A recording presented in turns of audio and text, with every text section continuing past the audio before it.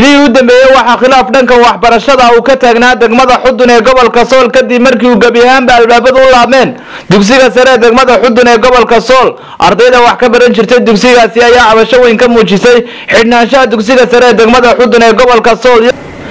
maalmo ka hor waxaa degmada Xudun soo gaaray mas'uuliyiin ka socday wasaaradda waxbarashada Soomaaliland ee gobolka Sool isla markaasina u yimid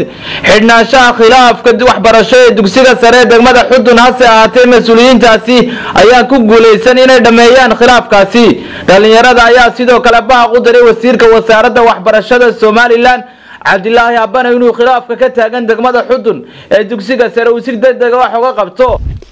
waxaan u sheegayaa caalamka iyo dadweynaha waxaan u sheegayaa iskuulkii degmada Xudun waa xidhan yahay dhibaatooyin ka daran dabeelihii Jabaaley dhici jiray wax ka daran baa ku dhacay waxaan u sheegayaa dadku ama waxay leeyihiin wasaarad iyo maamul system ku shaqeeyo oo ay la shaqeeyaan bay helaan haddii taa la waayo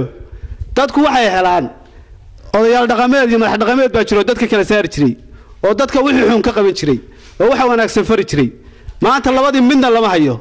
ardayda mustaqbalkoodana wuxuu ku jiraa qudcur buu ku jiraa iyo god madow aan waxaan u sheegayaa caalamka iskuulku waa xidhan yahay si degdeg ah haddaan wax looga qaban ardayda mustaqbalkooda wuxuu ku socdaa meel halisa waxay bilaabayaan waxyaalaha aan loogu talagalin dhalinyartu inay bilaabaan